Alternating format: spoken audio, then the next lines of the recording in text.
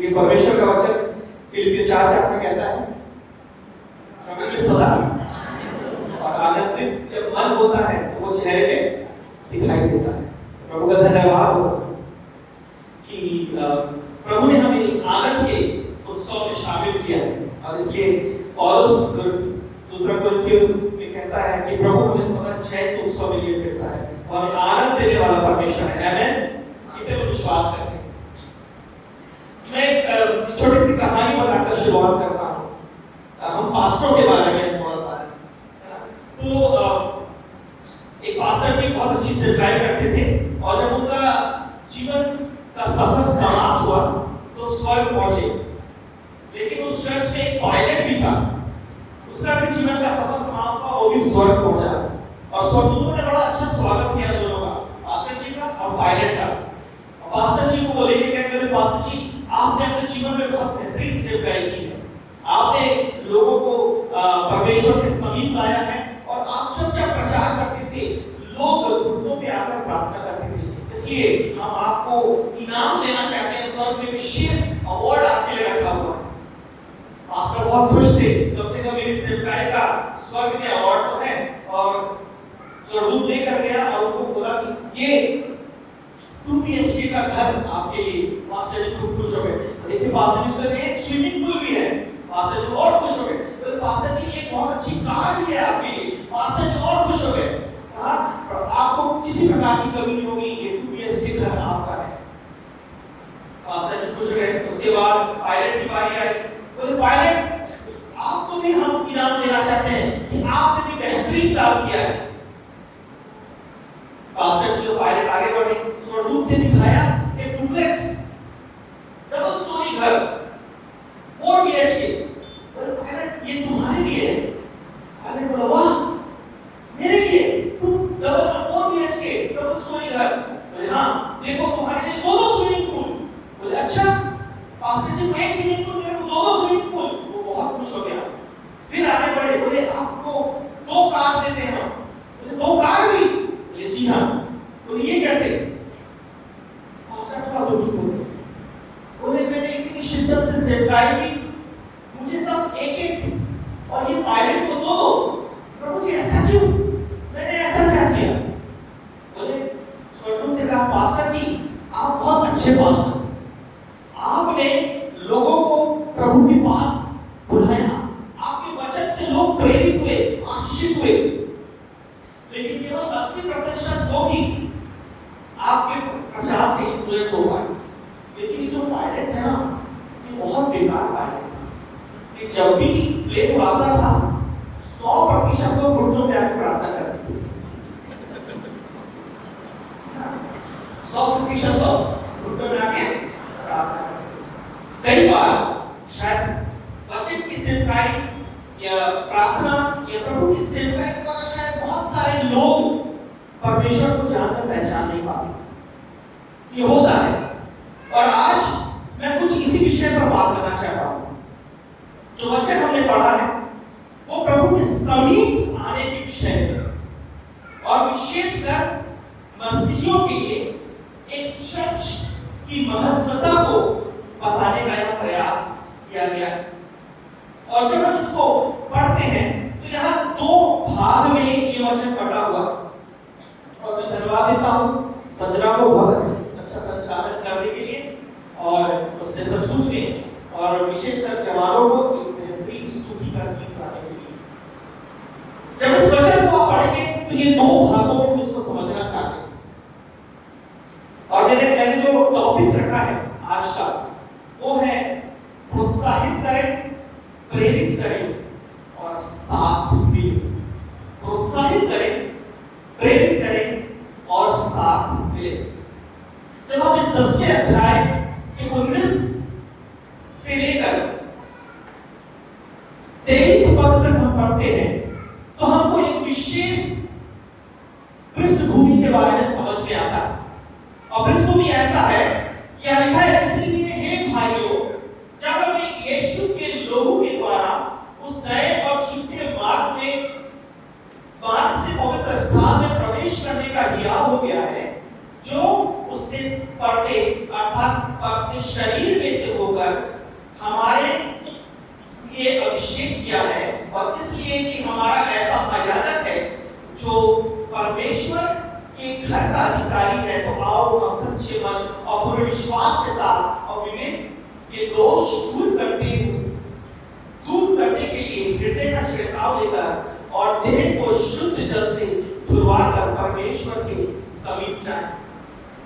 कभी-कभी हम चर्च तो आ रहे हैं, हमें से बहुधा चर्च आते हैं, हमारी एक रेगुलर प्रैक्टिस है चर्च आना, और बहुत सारे लोगों के लिए ये प्रथा बन जाती है, संडे है चर्च जाना। Church becomes a ritual for many of us.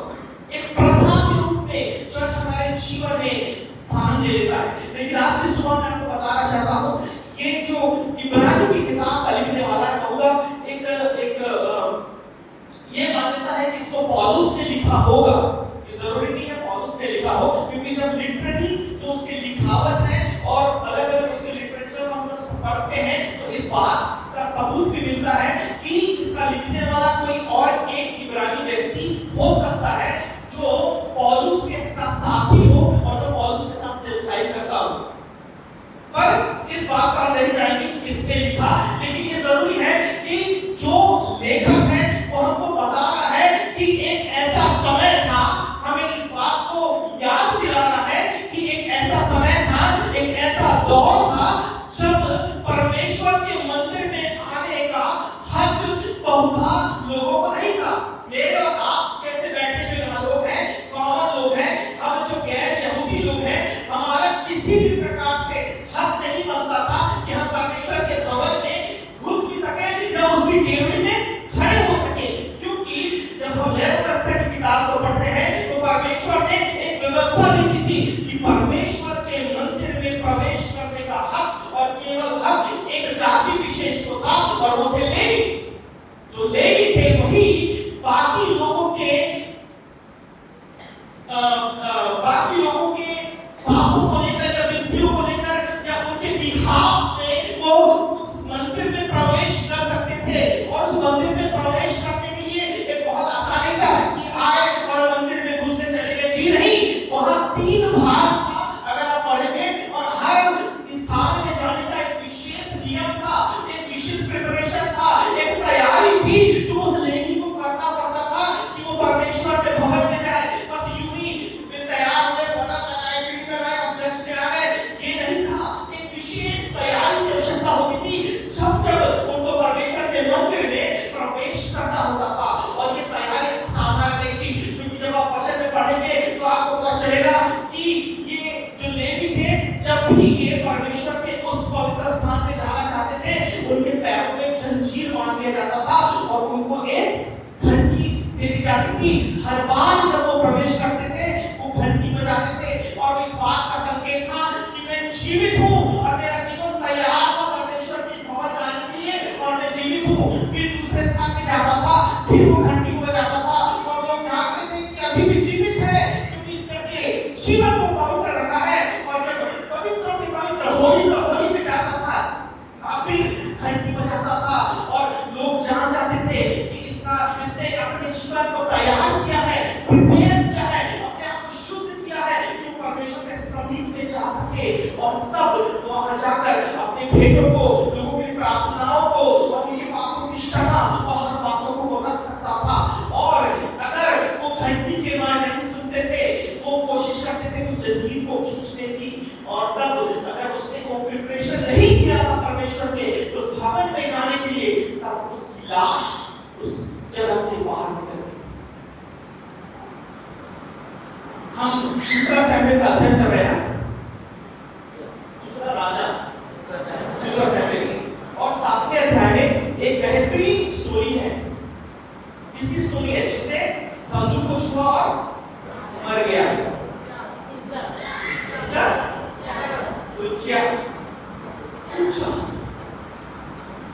उज्जा क्या करता है?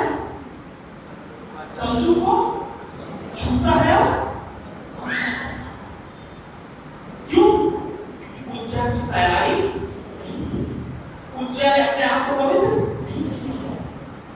लेकिन मैं और आप अपने जीवन को देखें, मैं और आप जब यहाँ बैठे हैं, जब हम अपने जीवन का आकलन करें, हम अपने चाल चलन का आकलन करें और इस बात को देखें कि आज प्रभु यीशु मसीह के कारण हमको ये अधिकार मिल गया है। ये आसान नहीं है कि मैं और आप चर्च में बैठ पा रहे हैं, ये आसान नहीं है कि मैं और आप इतनी आजादी से आराधना कर पा रहे हैं, क्योंकि बहुत सारे यहूदियों के लिए ये एक सपना था।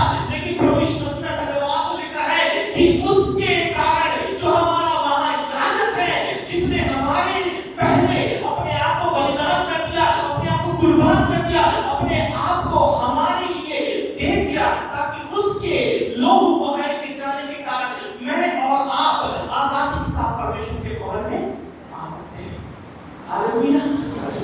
आसान नहीं था, वी वर आउटकास्ट, हम बाहरी लोग थे, लेकिन प्रभु यीशु मसीह ने हमको क्या किया? एक अधिकार दिया, उसने हमारे लिए एक उपाय किया, एक रास्ता तैयार किया कि मैं और आप उस परमेश्वर के भवन में आप आजादी से आ सकते हैं। और जब हम आप सोचिए, आप इस बात पर विचार करें, अगर वो नियम जो उस नैव अवस्था में दिया गया है वो आज भी मेरे और आप पे लागू होता, तो क्या हम सीढ़ी चढ़कर हम आ सकते थे? क्या मैं और आप आ सकते थे? शायद मैं भी नहीं आ पाता, क्योंकि मैं जब अपने जीवन का आकलन करता हूँ तो मैं मन वचन से कई बार परमेश्वर को दुख देता हूँ, मैं पाप करता हूँ, मैं उसकी आज्ञा पर नहीं चल पाता हूँ, मैं उसकी इच्छा अनुसार जीवन नहीं जी पाता हूँ, क्योंकि मेरा जीवन लगातार उसके आज्ञाओं को और उसके वचन के अनुसार चल नहीं पाता। और इस प्रकार अगर उस नियम को मैं सोचूं तो मैं इसे यहाँ बैठने की योग्य नहीं हूँ, लेकिन परमेश्वर का अनुग्रह है, परमेश्वर का उपाय है, जो महायाजक है हमारा, उसने हमें ये हक दिया। He has given permission, और उसका परमिशन है, उसने जो अधिकार दिया है, इसलिए मैं और आप बैठकर अपनी प्रार्थनाओं को, अपने खुद की निवेदनों को, अपने धन्यवाद को, हर बात को हम परमेश्वर के सामने खुद से ला सकते हैं। इसलिए हमें धन्यवादित होना है इस चर्च के लिए, इस भवन के लिए जहां हम आज आ पा रहे हैं, और इस भवन के उस महत्व को समझने की आवश्यकता है, इस झूमने के महत्व को समझने की आवश्यकता है हमको। ये कोई ऐसी वैसी आसान बात नहीं है मेरे प्रियो, और कई बार बहुत तेरे मसीही इस महत्व को नहीं समझ पाते। हम बिना तैयारी के, बिना अपने आप को प्रिपेयर किए और ऐसे जैसे हम हैं आ जाते हैं। लेकिन वचन कहता है कि परमेश्वर ने हमको अधिकार दिया है, इसलिए जैसा भी हूं मैं, मेरी योग्यता प्रभु ने तेरे पास आ सकती है।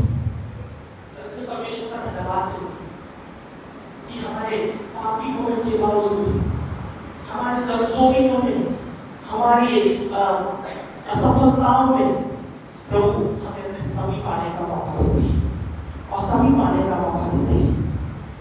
और वचन कहता है कि हमें शुद्ध और पवित्र होकर अपने पापों की क्षमा को प्राप्त करने में आना है।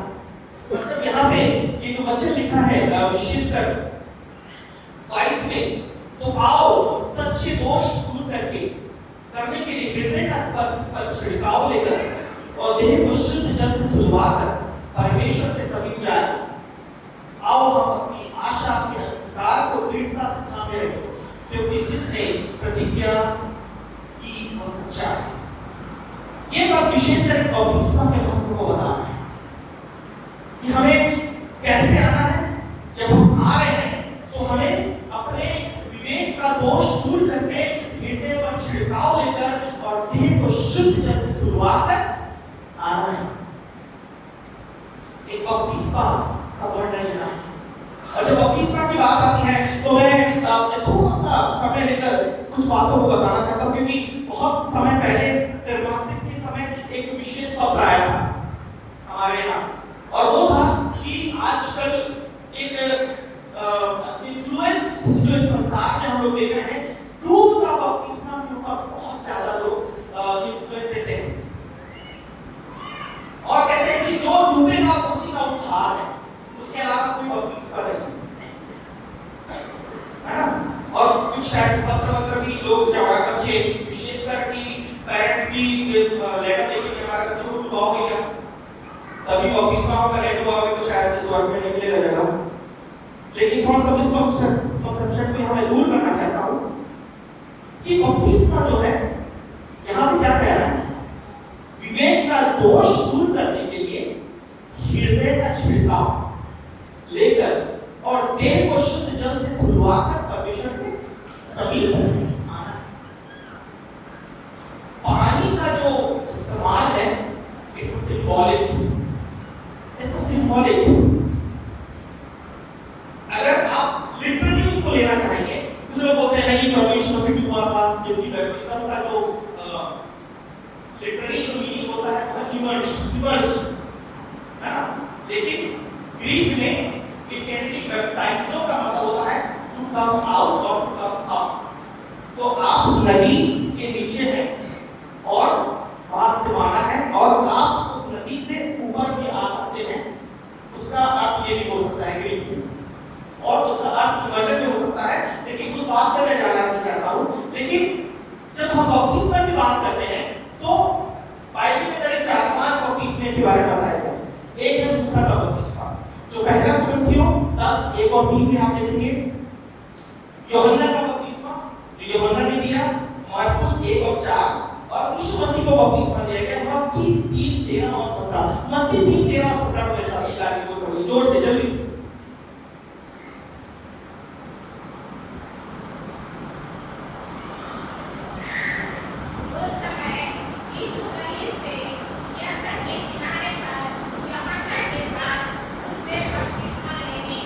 पढ़ते जाइए।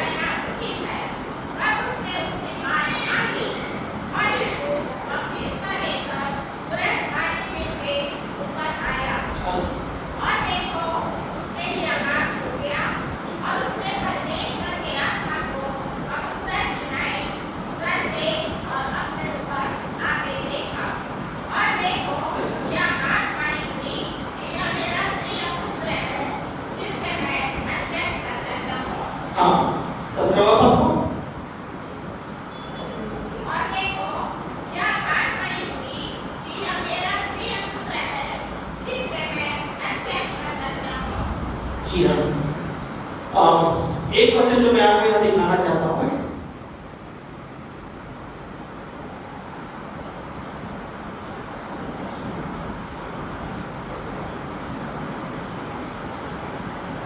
जी हाँ 11 पद को पढ़िए। क्या बोल रहा है यूहन्ना, मैं तुमको पानी से मन फिराव का बपतिस्मा देता हूँ, जो मेरे बाद आने वाला है वो मुझसे शक्तिशाली है। जी हाँ, और किससे बपतिस्मा देगा? किससे नहीं देगा? पानी से। लेकिन यूहन्ना लिख रहा है ना, पानी की जरूरत यीशु मसीह के आने के बाद पानी की जरूरत नहीं है। वो पानी से नहीं देगा, उसके सामने पाओगे तो पवित्र आत्मा और ये सिंबॉलिक, व्हाट इज सिंबॉलिक? पानी का इस्तेमाल सदियों से हर जाति, हर धर्म, हर संस्कृति में धोने के लिए किया जाता है। Because it's a form, pure form.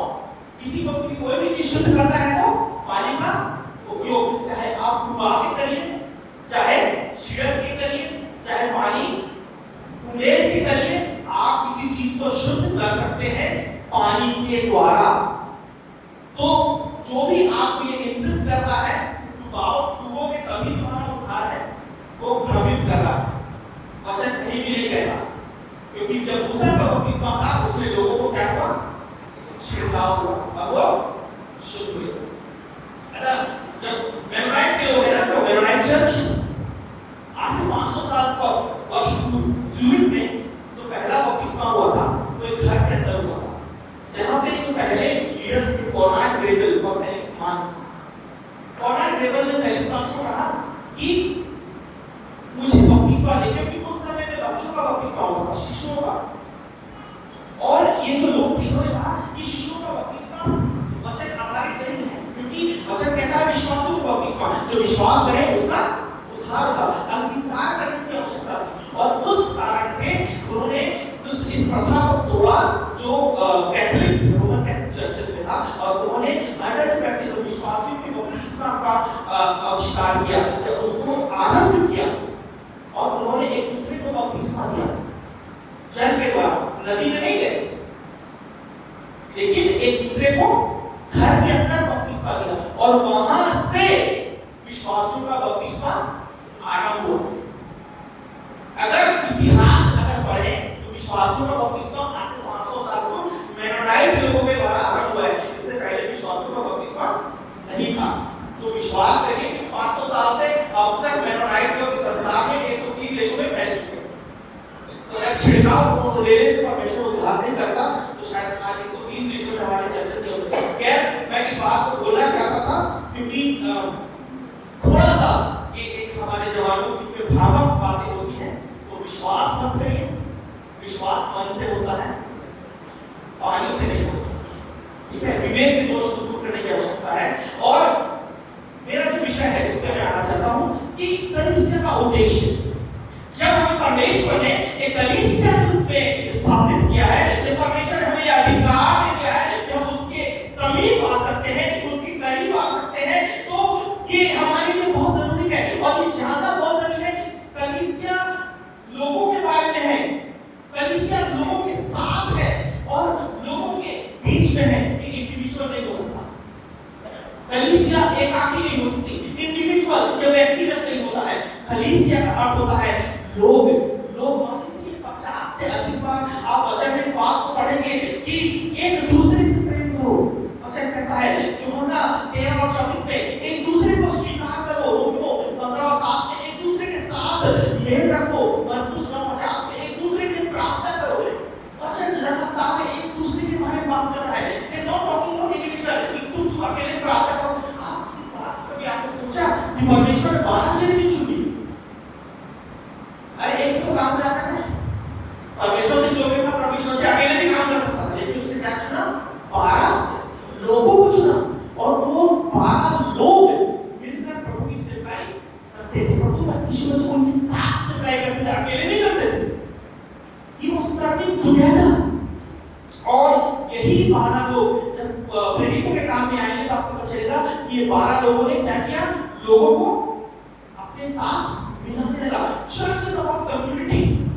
ये जो कलीसिया है एक लोगों का समूह है, ये अकेले की बात नहीं है कि मैं अकेला चर्च नहीं। जब हम मिलकर इस प्रकार से आते हैं तब हम चर्च कहलाते हैं, तब प्रभु का चुना हुआ वंश और राजवंश का समाज कहलाते हैं। हम अकेले नहीं कहलाते, आप अकेले कुछ नहीं हैं, आप अकेले नहीं कहलाते। और इसलिए जब हम इस 10वें अध्याय में 25 पद में आते हैं, यहाँ पे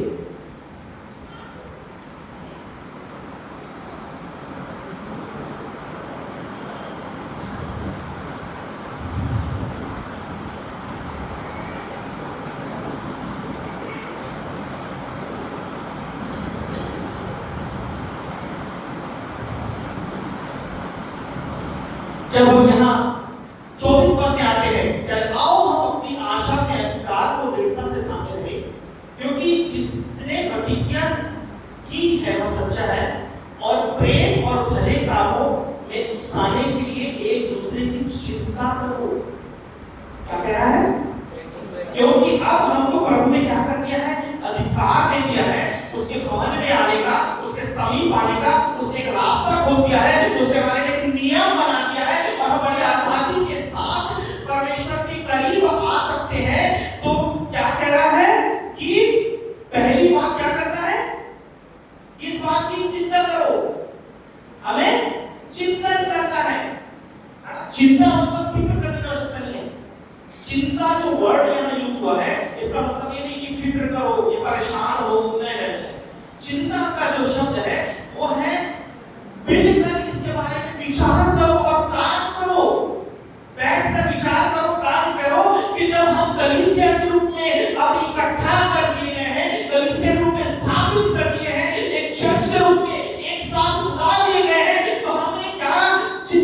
क्या काम करता है, क्या विचार करता है, ये चिंता और विचार करना है। वचन कह रहा है यहाँ पे पहली बात कि प्रेम और भले कामों में उकसाने के लिए हम एक दूसरे को क्या करें, चिंता करें, प्लान करें। चिंता वर्ड थोड़ा सा नेगेटिव कनोटेशन आ रहा है हिंदी में कि हम सबसे पहली बात प्रेम और दूसरी बात भले कामों में एक दूसरे को उकसाने।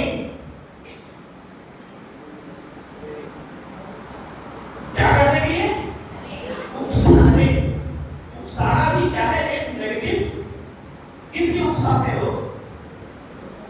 चर्च में बहुत उकसाना आजकल हो रहा है, बहुत सारे चर्च में लोग उकसाते हैं। बोलना उसकी विरोध में बोलना, उकसाते हैं ना, उसको ऐसे कर, उसको वैसा कर, उकसाने वाली बातें है ना।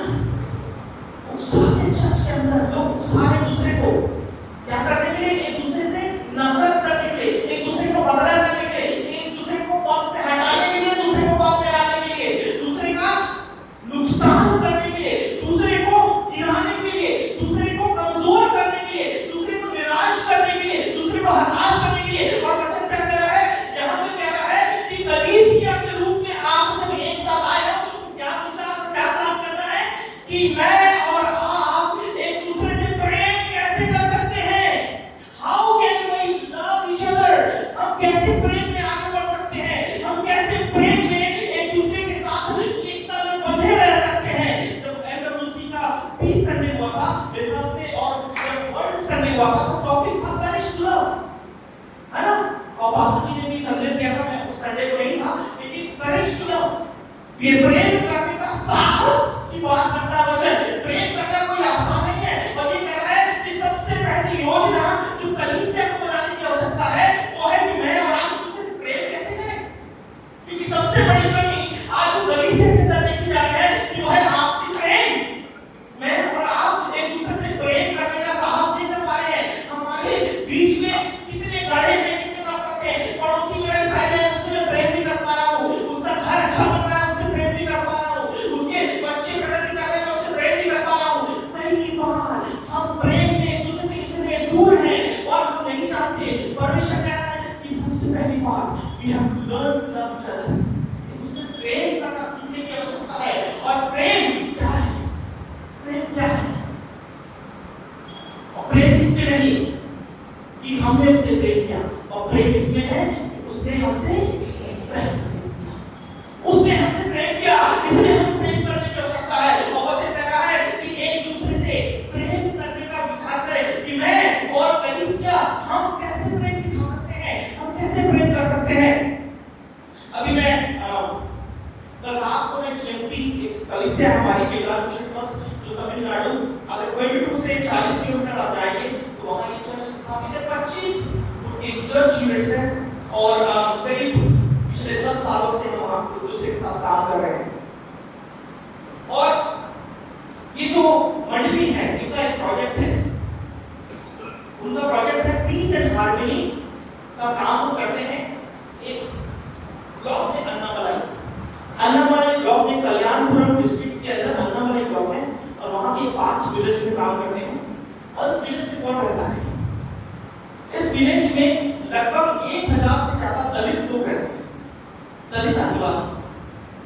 और ये जो दलित आदिवासी हैं इनको कई 5 दशक पहले वहां से कई जगहों से भगा दिया गया, तो इनकी जाति के कारण, छोटी जाति के लोग, नीचे जाति के लोग थे, छुआछूत लोग आते थे, तो जो ब्राह्मण लोग थे उन लोगों को भगा दिया गांव से। जब देश बनाने के नाम पे, कुछ और बनाने के नाम पे गवर्नमेंट ने इनको डिस्प्लेस कर दिया। अब ये उस डिस्ट्रिक्ट में रहते हैं, उस जगह में, और वहाँ 100 एकड़ का कोकोनट का फार्म है, और उस कोकोनट के फार्म के बीच में रोड बना है, और रोड के बीच में 8-8 फीट की जमीन में इनको घर दिया हुआ है, छोटा-छोटा घर, जहाँ एक घर में 10-10, 20-20 लोग रहते हैं, 5 दशकों से। और इनके पास न नौकरी है, न इनके पास पहचान है, न इनके पास गवर्नमेंट की बेनिफिट्स है। तो ये जो बेनिफिट आता है, जो हाई क्लास, जो बड़े ब्राह्मण लोग हैं, वो इन तक पहुंच नहीं देते। वहाँ की जो कलीसिया मंडली केदार मिशन ट्रस्ट, वो इनके बीच में जाकर काम करती है। और काम किया कि हम लोगों ने एक वेलफेयर कैंप किया। हालांकि गवर्नमेंट को करना चाहिए, लेकिन वहाँ गवर्नमेंट ऑफिसर भी नहीं पहुंचते, क्योंकि ज्यादातर गवर्नमेंट ऑफिसर हाई क्लास के लोग होते हैं। वो आते हैं तो वो सारे पेपर और सारी चीजें बड़े ब्राह्मणों के बीच में बांट चले जाते हैं। कल हमने पिछले महीने एक वेलफेयर कैंप किया था चर्च ने मिलकर, और वहाँ पे बहुत सारे लोगों को बहुत सारी बेनिफिट्स मिले। और सबसे बड़ा बेनिफिट था कि इनके पास जो जाति का पेपर होता है, कास्ट सर्टिफिकेट, वो उनके पास नहीं था, जिसके कारण इनको ना स्कूल में स्कॉलरशिप मिलता था, ना एडमिशन मिलता था। और जब हम पहुंचे तो एक करीब 12 साल की लड़की दौड़ते आई हमको देखकर, और वो आकर अपने सर्टिफिकेट दिखाकर कहती है थैंक यू, मुझे कास्ट सर्टिफिकेट मिल गया। मैं बता नहीं सकता उसके चेहरे ये जो सुकून था, उसके चेहरे में खुशी थी, क्योंकि वो कास्ट सर्टिफिकेट नहीं था, वो उसका भविष्य था। अब उससे उसका एडमिशन मिलेगा, उसको स्कॉलरशिप मिलेगा, और वो सपना देख सकती है कि मैं पढ़ूंगी, मैं कॉलेज जाऊंगी, मैं अपने परिवार का, अपने लोगों के बीच में उनकी परिस्थिति को बदल सकती हूँ। The church had love of Christ, और प्रभु का जो प्रेम है वो दिखना चाहिए, दिखना चाहिए।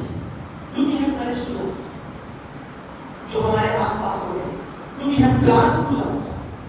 चिंता करो, योजना करो, मैं कैसे प्यार करूं उन लोगों से जो मुझसे नफरत करते हैं।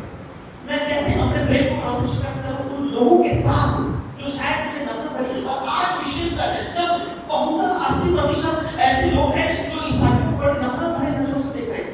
अरे ये लोग अच्छे लोग नहीं, जो शायद आज से 50 साल पहले हमारे ही स्कूलों में शिक्षा प्राप्त करते थे, हमारे ही अस्पतालों में इलाज प्राप्त करते थे, हमारे ही टीम में कई बेनिफिट्स को लेकर वो आगे बढ़े। लेकिन आज वही लोग पीछे मुड़कर मसीहियों पर ही ईर्ष्या की नजर से देख रहे हैं। What is our plan to love them? हमारा प्लान क्या है? कैसे प्रेम करेंगे उनको? The church is called to love. Church की बुलाहट है कि प्रेम करें, प्रभु के प्रेम को दर्शाएं। नामान के साथ में एक लड़की थी,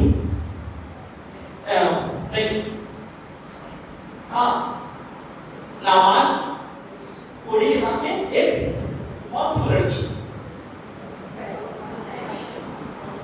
उसका वर्णन किया हुआ है। वो क्या थी? एक स्लेव थी, एक बंधुआ थी। बंधुआ लड़की थी ना, बंधुआ तो समझ रहे ना, उसको बंधुआ करके उसने रखा हुआ था। और बंधुआ का जीवन आसान नहीं होगा, ना जाने क्या जुल्म होते थे, वो खाना मिलता था नहीं मिलता था, किस हालत में रहती थी, कैसी परिस्थिति में रहती थी मालूम नहीं। लेकिन वो जुल्म उस परिस्थिति में, उस बंधुआई में भी वो क्या करती है? नामान को बताती है कि तू चलना हो सकता है, अगर तू जाकर इससे मिलेगा। शायद नामान के घर में बहुत ज्यादा उसको दर्द और दुख था, लेकिन उसके अंदर नामान को उस दर्द और दुख और जुल्म के बीच में प्रेम करने का साहस था। उसने ये नहीं बोला कि बाबा अपनी नामान कोर्ट में मरे, अच्छा है मेरे को बंधुआ बना के रखा हुआ है ना। बहुत सारे लोग ये सोचे थे, अरे अच्छा तो है कोर्ट में मर रहा है जबकि मेरे को बंधुआ बना के रखा है, प्रभु सजा दे रहे हैं। उसने ये नहीं सोचा, उसने सोचा कि मैं प्रभु के प्रेम को उसके इस व्यक्ति के साथ शायद बांटूंगी तो ये व्यक्ति उसको जान करेगा। यूसुफ के भाइयों ने क्या किया उसके साथ? उसको मारना चाहा, लगभग शायद मार देते, फिर उस गड्ढे में डाल दिया। वहां भी इसी इंटेंशन से डाला कि वो मर जाए, लेकिन अंत में उसको बेच दिया। यूसुफ कितने वर्ष तक उस मिस्र में दुख में रहा, कितने तकलीफ झेले रहा, व्यभिचार का उसमें इल्जाम लगा, ना जाने क्या था, लेकिन प्रभु ने उसको आशीष दी। और बहुत साल के बाद प्रभु ने क्या किया? उसके भाइयों से उसकी यूसुफ ने क्या किया? क्या बोला? इनको सबको जेल में डालो, एक किसी को मत छोड़ो, इतना मारना किए लो, मेरा नाम चिल्लाए, ऐसा बोला ना? देखिए बाइबल ठीक से ऐसे तो बोला शायद क्या? इनको छोड़ना नहीं है, इनको भूखे मारना है ना।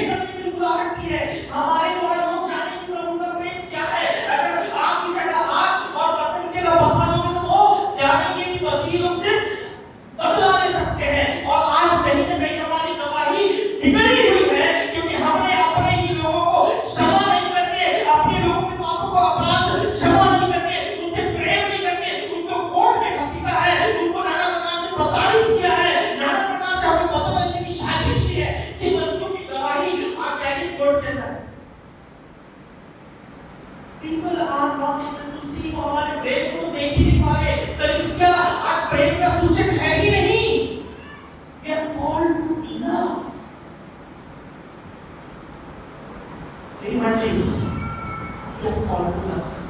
Let's plan to love. दूसरा बड़ा है कि हम कैसे प्रेम कर सकते हैं। दूसरी बात कह रहा है, इसलिए उकसाओ, भलाई के काम के लिए उकसाओ, भलाई के काम के लिए उकसाओ। कुछ दिन पहले मेरे जॉय ग्रुप ने एक छोटा सा फंक्शन रखा था और उन्होंने मेरी सरकारी के लिए संबोधित किया था। बहुत आनंद से मेरा दिल भर गया और उस दिन भी मैंने इन बातों को उनके साथ शेयर किया था। अल्लाह शायद प्रभु चाहता है कि चर्च ग्रुप के बातों से दूसरी बात मुझे कह रहा है कि भलाई के काम के लिए एक दूसरे को साथ। Church is called to do good. परमेश्वर ने चर्च को बुलाया है कि वो भलाई के काम कर सके। और ये बहुत जरूरी है हम सबके लिए कि हम इस बात को जाने कि हमारे लिए प्रभु ने भलाई के काम करने के लिए हमको बुलाया है। मेरे साथ वचन में से निकालो इफिसियों 2:10। इफिसियों 2:10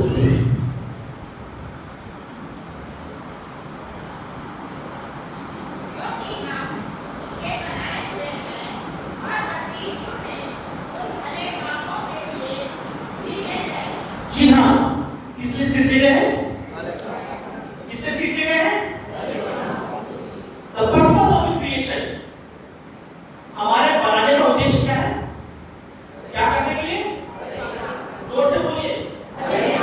हाँ, एक बार अपने पड़ोसी की तरफ देख के भी बोलिए, तुम भले काम करने के लिए सृजे गए हो।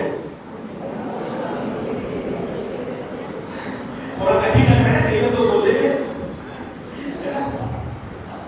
सृजे गए हैं भले कामों के लिए और कोई काम के लिए नहीं। How can I do good?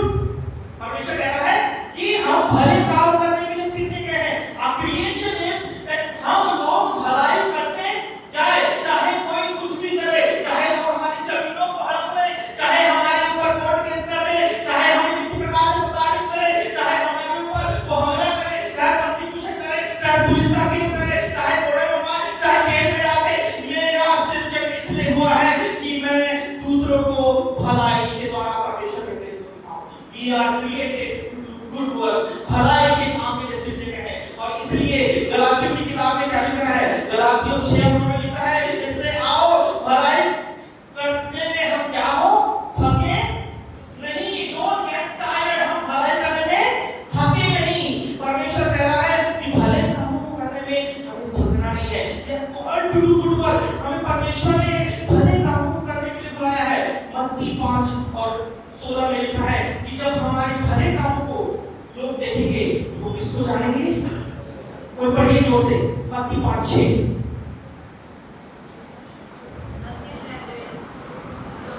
5:16, आप करिए 5:16।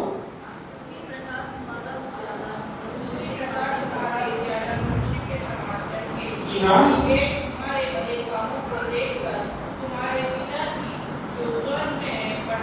Thank you.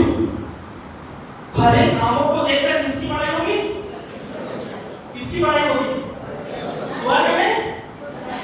और बुरे कामों को देखकर, अगर परमेश्वर की बड़ाई हमारे भले कामों को देखकर होनी है तो हमारे जीवन के बुरे कामों को देखकर क्या होगी परमेश्वर?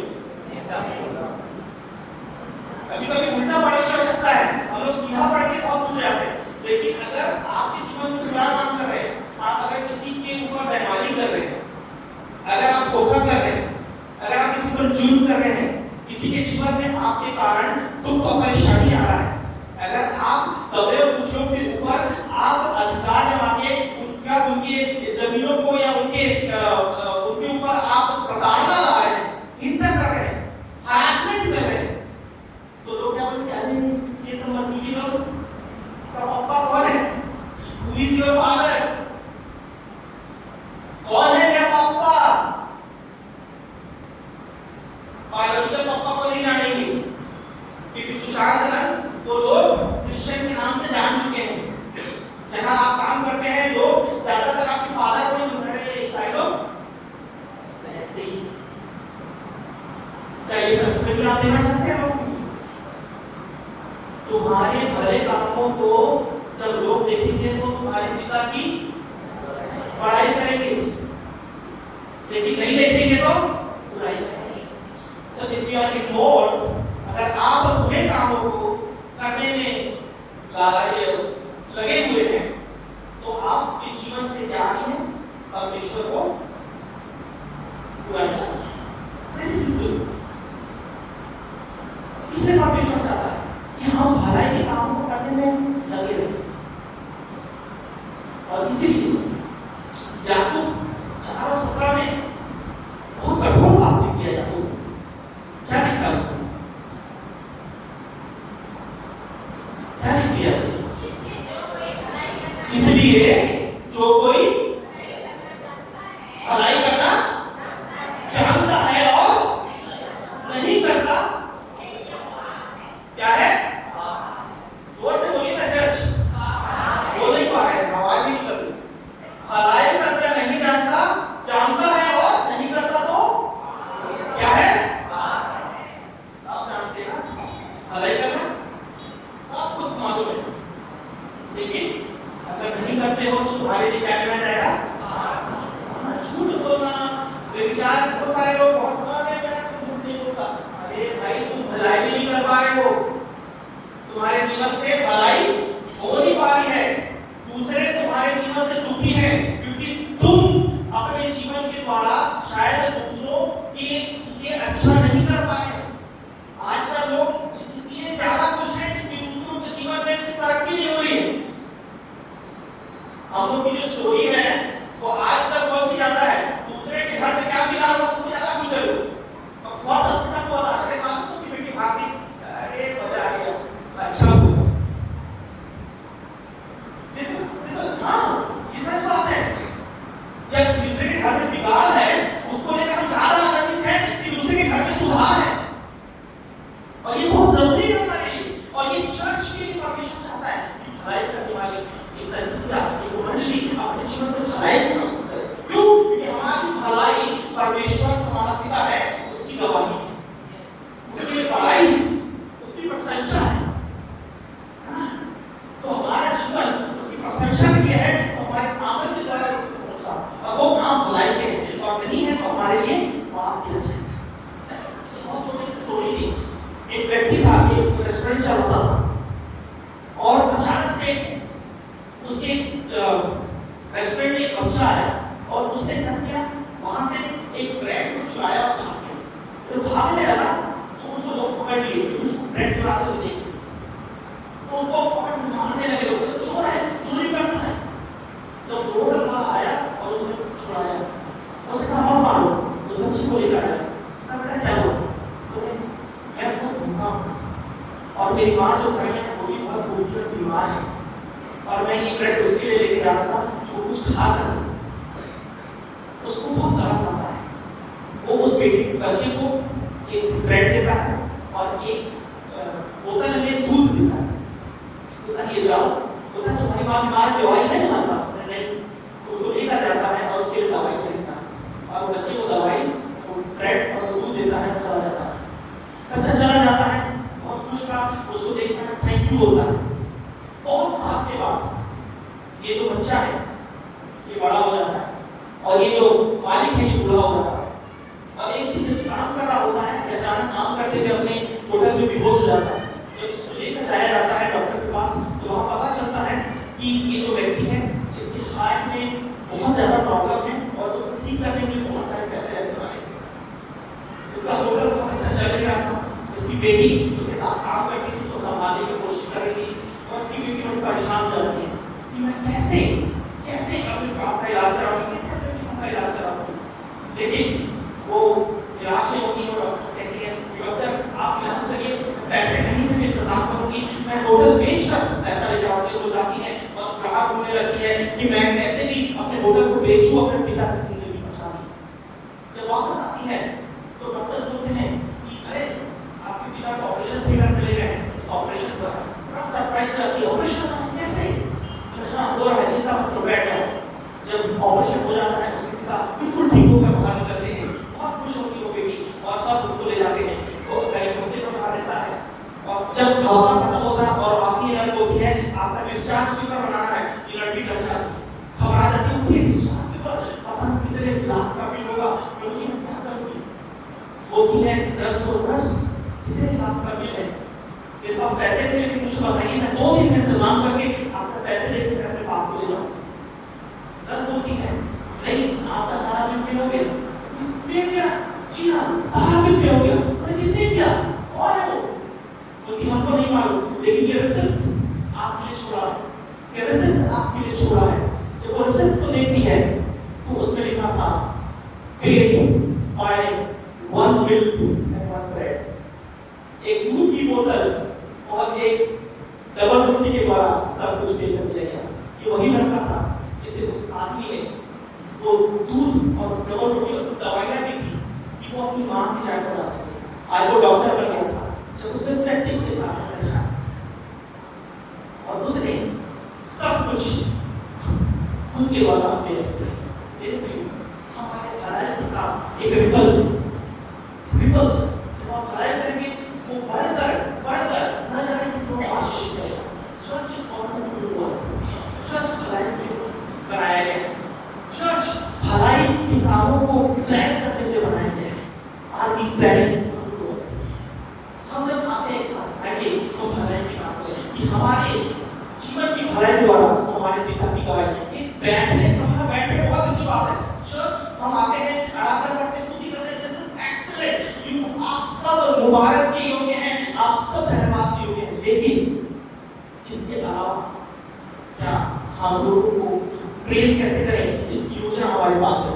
हम लोगों के जीवन में गवाही कैसे बने, इसकी योजना हमारे पास है। लोगों के जीवन में भलाई कैसे करें, क्या इसकी योजना हमारे पास है।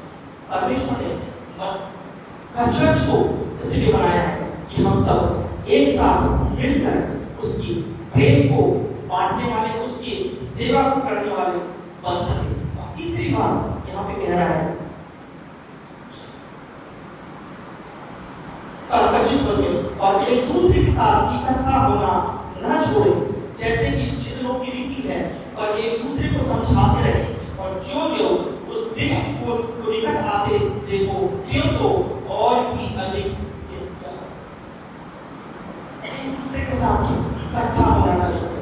सबसे महत्वपूर्ण बात जो हम आज हैं, यहाँ उपस्थित हैं, ये हमारे इकट्ठा होने की बात है। किसी बात का इकट्ठा होना बहुत जरूरी है, मिलना बहुत जरूरी है, संगति करना बहुत जरूरी है। और लगातार क्या करें यहाँ पे, एक बार नहीं, सिर्फ संडे को नहीं, और एक दूसरे के साथ इकट्ठा होना ना छोड़े। Do not live regularly. कुछ लोग संडे को एक बार आके लगता है हमारा सब कुछ हो गया, संडे को करना नहीं। कोशिश करें कि विश्वासियों की संगति में मिलते रहें। और इसलिए चर्च ने क्या किया है, कॉटेज प्रेयर मीटिंग हर हफ्ते लगता है, लेकिन कई लोग अपने घर में, माफ करिए पर ये सच्चाई है। कई बार ऐसा है जिसके घर में कॉटेज प्रेयर से बुरी लोग बैठ के प्रार्थना कर रहे हैं, निकल ठीक है, अब परिवार के लोग हम लोग चिंता भी करते हैं, भाई बगल वाले के घर को चले हो, वचन क्या है, इकट्ठा हो गया तो प्रैक्टिस बनाइए, सिर्फ संडे को आगे पूरा नहीं होगा।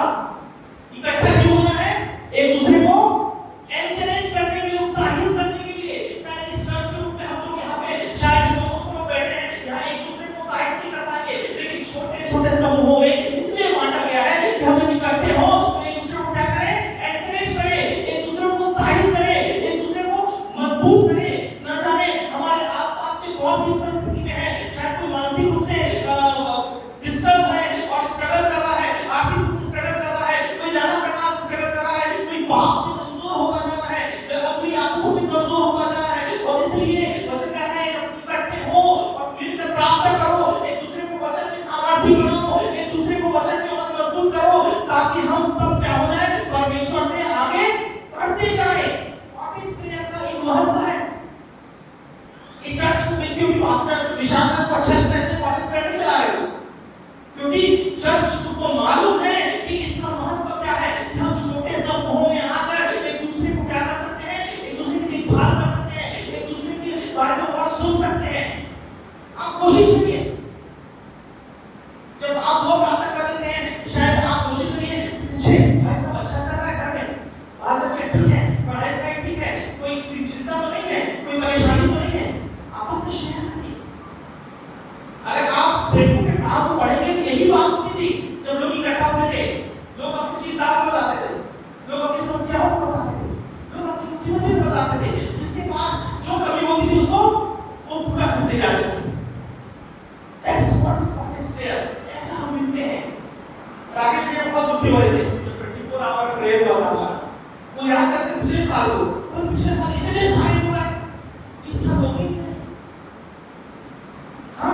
क्योंकि जब कुछ मेहनत करते हैं एक्सपेक्टेशन होता है, लोगों को महत्व ही नहीं लगा, अरे लोगों को लगा रहे हैं 24 घंटा को बैठे घर में प्रार्थना करेंगे, इसको का खाने वाशी जाएंगे,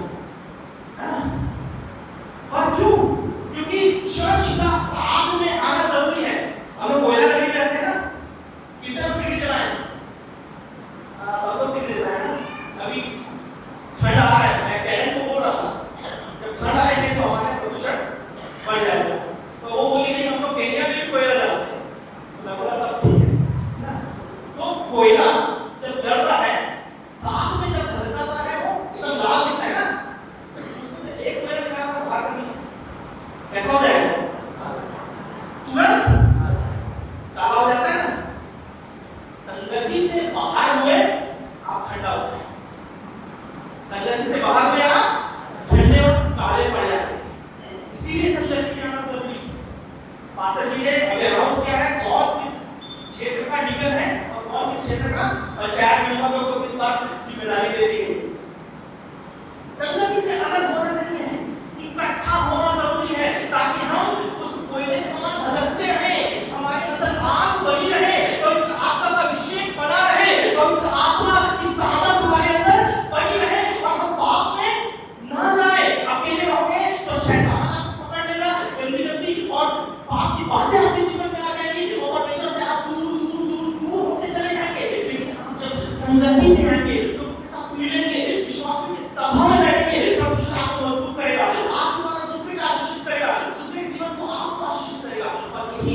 पर एक चर्च का स्ट्रक्चर है, you should meet together, और हमको मिलने में हम उत्साहित होना है। चलो प्रार्थना है, आज इसके घर में है, सब चलते हैं, सब उनके प्रतिनिधित्व करेंगे, सब उनके घर को आशीष देंगे। कल मेरे यहाँ होगा, आप सब आइए मेरे घर को आशीष दीजिए। This is what God wants। ये देखा है जूली दीदी यहाँ प्रार्थना करने नहीं जाएगा, मेरी बीवी से बोल सकता हूँ, कुछ लोग के अंदर होता है चॉइस करते हैं, किसके यहाँ प्रार्थना जाएंगे, किसके यहाँ है तो नहीं जाएंगे। ठंडे और काले पड़ जाओगे, बस ये विश्वास चाहता है कि हम इकट्ठा होना चाहिए, हम मिलना चाहिए। एक बूढ़ी व्यक्ति थी, समझ में नहीं आता था मैं कैसे लोगों को आशीषित करूं, मैं लोगों को कैसे एनकरेज करूं।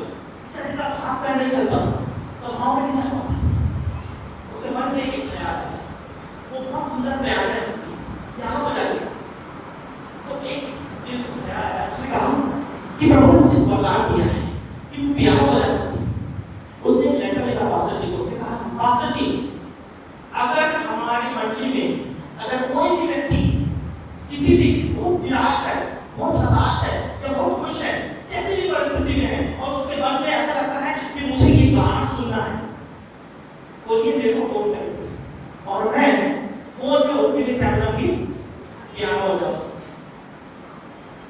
और उसको लगा शायद लोग रिस्पॉन्ड नहीं करेंगे, लेकिन जैसे ही अनाउंसमेंट हुआ उसी शाम से उसके पास फोन आने लगे, बोले आंटी क्या आप मेरे लिए तो गाना बजा सकती हैं? शुभ है, गाना लेते हैं, मैं बहुत अकेला फील कर रहा हूँ। अब वो उनके लिए गाने बजाते रहते हैं।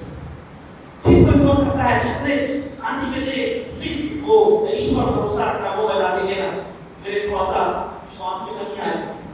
और इस प्रकार से उसने लोगों को उत्साहित करना शुरू किया। मे बी आप नहीं चाह पा रहे हैं, आप शायद कमजोर हैं, आप शायद लाचार हैं, कुछ बैरियर्स हैं, लेकिन आप इस बात को सोच सकते हैं कि मैं अपनी मंडली के लिए उत्साह का कारण कैसे बन सकता हूँ, मैं कैसे अपनी सेवा को पूरा कर सकता हूँ, मैं कैसे लोगों को उत्साहित कर सकता हूँ। और यही युगानी का सिखाएंगे कि इकट्ठा होना ना छोड़ो। और जब ये दिन बुरे हैं, जब सताव चारों ओर है, तब तो और ज्यादा हमें उस व्यवहार को प्राप्त करने की आवश्यकता है, और ज्यादा हमें परमेश्वर में बढ़ने की आवश्यकता है, क्योंकि परमेश्वर चाहता है कि हम जिस प्रकार से इस मंडली में संडे को आकर उससे जुड़ते हैं, बाकी के दिनों में हम एक दूसरे से जुड़े। Sunday is to connect with God, not people. लोगों से मिलने नहीं आते लोग, हम किससे मिलने आते हैं?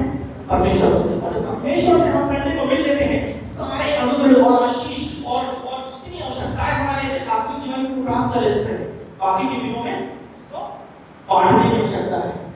सबको जो मिल रहा है मंडली में, घर में जाके, बाजार में, कॉटेज फेयर में, और यही है कि हम सब एक दूसरे को आगे बढ़ाएं, एक दूसरे से मिलते रहें, एक दूसरे को परमेश्वर में उठाएं। परमेश्वर से 3 बातें चाहते हैं। मैंने 3 बातों को आपको बताया, खत्म करूंगा, थोड़ा समय ज्यादा लिया, आपसे क्षमा प्रार्थी। 3 बातें। पहली बात, परमेश्वर की कलीसिया प्रेम करने की योजना है। How can we love others? मैं कैसे दूसरों को प्रेम कर सकता हूँ? एक चर्च के रूप में मैं दूसरे समाज को कैसे अपना प्रेम दिखा सकता हूँ?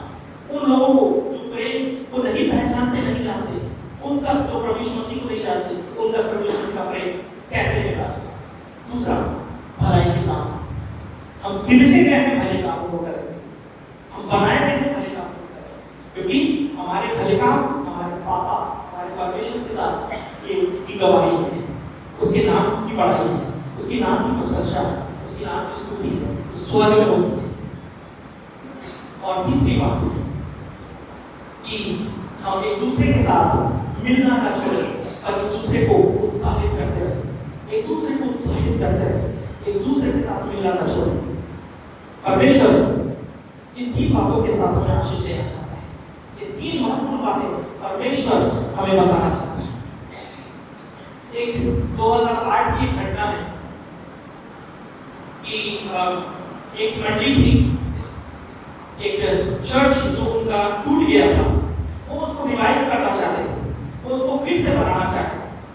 और इसलिए उन्होंने ये योजना बनाई कि हमको क्या करना है, चर्च को फिर से बनाना है। रूस ऑर्थोडॉक्स चर्च की घटना है, 2008 की सच्ची घटना है। और लोग इस 200 साल पुरानी इमारत को बनाने के लिए पूरी योजना बना ली है। बोर्ड मीटिंग बैठी, सारा बिल पास हो गया, बोर्ड में सारे फॉर्म सब कुछ हो गया, सब बन गया, सब कुछ तैयार था। अब ये बोले कि चलो हम लोग चलते हैं और वो चर्च को देखते हैं कि हम कैसे उसको बना सकते हैं।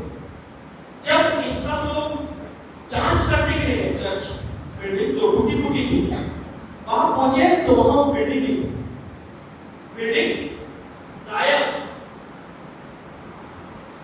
सारे कमेटी के लोग परेशान हुए, बिल्डिंग कहां गई? अरे यही तो छोड़ के गए थे, यही तो बनी थी बिल्डिंग, बिल्डिंग गायब है, बिल्डिंग कहां गई? सब परेशान हुए, बिल्डिंग कहां गई? यही तो था बिल्डिंग जिसको हम रिनोवेट करना चाहते थे, हम जिसको फिर से बनाना चाहते थे। 2 मंजिला बिल्डिंग थी, बुलडोज भी नहीं हुआ, गायब हो गया। खोजबीन की गई, खोजबीन की गई, पता चला आसपास के बस्ती के लोग रोज आते हैं और 2-2 ईंटें वहां से निकाल के ले जाते थे। बस्ती के लोग रोज आते थे, 2-2 ईंटें निकाल के ले जाते थे। एक दिन ऐसा हुआ कि पूरा का पूरा चर्च वहां से खत्म हो गया, क्योंकि सारे ईंटें खोले गए, पास के बस्ती वाले निकाल के ले गए। हम सब चर्च की एक जगह बैठे हैं, हर चीज जरूरी है।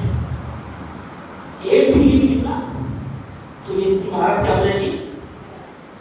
हमारी एकता इस बिल्डिंग में नहीं है, हमारी एकता हमारी सेवा में, हमारे इकट्ठा होने में है, हमारे परमेश्वर की सेवा करने में।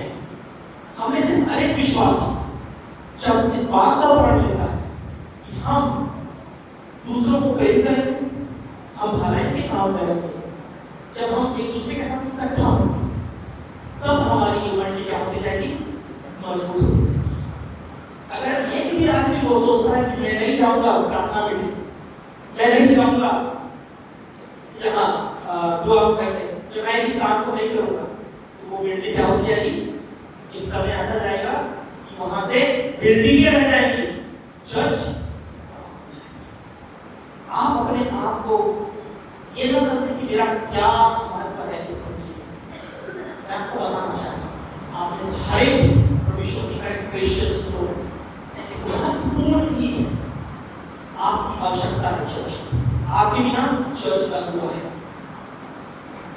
परमेश्वर को आपकी आवश्यकता है, चर्च को आपकी आवश्यकता है।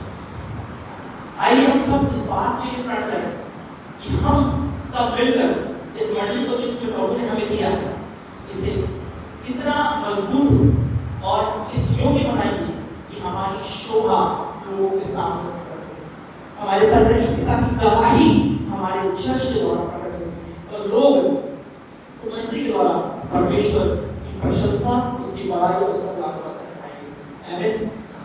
आमीन। क्या हम एक गीत को गा सकते हैं? इस तरह से 192 मेरे ख्याल से आइए हम जो खड़े हो जाएं, एंडलुसिया हम तुझे चलाएंगे, सींचेंगे नए जीवन से सरसर कराएं।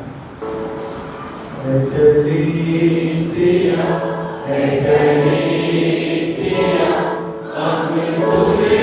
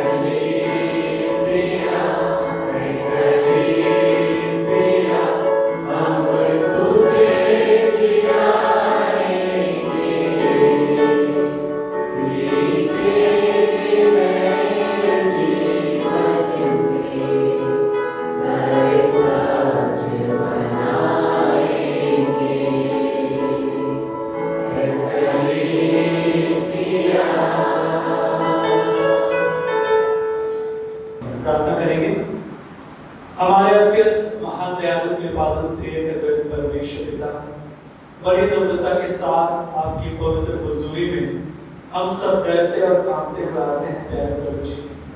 आप प्यारे ईश्वर राजा, जब लोग उस पवित्र मंदिर में जाते थे उनको इस बात का भय रहता था कि ना जाने कब यदि पवित्रता की कमी उनके जीवन में दिखाई पड़े, उनका मौत से सामना हो जाए। प्यारे प्रभु, आज हम सब प्यारे परमेश्वर प्रभु यीशु मसीह की वजह से आपके अनुग्रह को बहुत आय से पाते हैं प्यारे पिता। और यही बात कई बार हमें प्रभु कमजोर करती है, क्योंकि प्यारे परमेश्वर बिना मेहनत के कई बार कई चीज हमको मिलती, हम उसकी कीमत नहीं समझ पाते हैं। प्यारे ईश्वर राजा, प्यारे प्रभु जी हम पे दया करें। यीशु नासरी के नाम से हम लोग उपस्थित हर जनों को प्रभु जी आपका दास होकर चर्च का पासबान के आपके हाथों में सौंप देता हूँ। आपने प्रभु जी इस मंडली से प्रेम किया है और प्रभु जी आपने अपने लहू को हर एक के लिए बहाया जो आज यहाँ पर है प्रभु जी, और जो आज नहीं भी आ पाए सब के लिए प्रभु जी हम आपसे विनती करते हैं प्यारे परमेश्वर, हमारे समर्पण को आप मजबूत करें। शैतान प्रभु जब हमारे जीवन में काम करता है कि हमें आपसे दूर कर दे, प्रभु हम आपके अनुग्रह को चाहते हैं। प्रभु जी हम प्रभु उस अंगार के ढेर से प्रभु जी बाहर ना निकले प्यारे परमेश्वर, हम काले ना पड़े प्यारे प्रभु जी, हम ठंडे ना पड़े, बल्कि प्यारे प्रभु जी एक दूसरे के साथ मिलके आपके पवित्र आत्मा की अग्नि में हम उस ताप में प्रभु जी उस प्रभु जी आग में जलते रहे प्यारे परमेश्वर, और लोगों के आशीष का कारण है। प्रभु जी आपके दास के लिए हम धन्यवादित हैं। आज के आराधना में प्रभु जी उन्होंने परमेश्वर के वचन को साथ, बड़े ही समर्पण के साथ और गहराई के साथ और निडरता के साथ प्रभु जी हमारे बीच में रखा है प्यारे प्रभु जी। स्पष्टता के साथ आपका वचन हम तक पहुंचा है प्रभु जी। आपका वचन हमें काम करने पाए, हम अपने आप को आपको देते हैं प्यारे प्रभु जी। हर एक प्रभु जी जन को प्रभु आपके हाथों में सौंपते हैं प्रभु जी। पास्टर सुशांत को प्रभु आपके हाथों में सौंपते हैं, उनके जीवन की राह को धन्यवाद देते हैं, उनकी सेवकाई के लिए धन्यवाद देते हैं प्रभु। आप उनको आशीषित करें, व्यक्तिगत रीति से उनकी सेवकाई को आशीषित करें, पारिवारिक रीति से उनकी सेवकाई को आशीषित करें। जिम्मेदारी आपने उनको दी है उसमें प्रभु जी उनको आप बढ़ाएं, अपने नाम की महिमा को इस्तेमाल करें। ये मंडली प्रभु जी को फिर से आपका दास होके इस मंडली को मैं आपके हाथों में सौंपता हूँ प्रभु जी। आप आशीषित करें, सबको आशीषित करें। हमारे बहन संजना को जो आज संचालन की सेवकाई हमारे बीच में करीब है प्रभु जी, आप उनको भी आशीषित करें। विश्वास ना करें, हम सब प्रभु जी आप में आगे बढ़े और एक दूसरे का आशीष का पालन करें। आज की इस पूरी आराधना को हम आपके चरणों में अर्पित करते हैं पिता। धन्यवाद देते हैं कि प्रभु जी आपका नियंत्रण हम पे बना हुआ है। धन्यवाद देते हैं प्यारे प्रभु जी, अभी तक आप हमारे साथ हैं प्रभु जी। अभी तक हर बातों में आपने हमारे साथ हैं कि जब यहाँ से वापस जाते हैं पवित्र आत्मा आपके उस अग्नि को लेके हम यहाँ से वापस जाएं, वो अग्नि कभी ना बुझे और यीशु के नाम से हम उसमें चलते रहें और लोगों के लिए प्यारे प्रभु जी उजियारे का कारण है प्रभु। धन्यवाद देते हैं और धन्यवाद सहित प्रभु जी हर बातों को आपके हाथों में सौंपते हुए, अपने जीवनों को आपके हाथों में सौंपते हुए खुद को नम्र और विनम्र करते हुए मिलके ये विनती यीशु मसीह के जीवित और सामर्थ्य नाम से मांग लेते हैं, सुनकर कर रहे हैं। आमीन।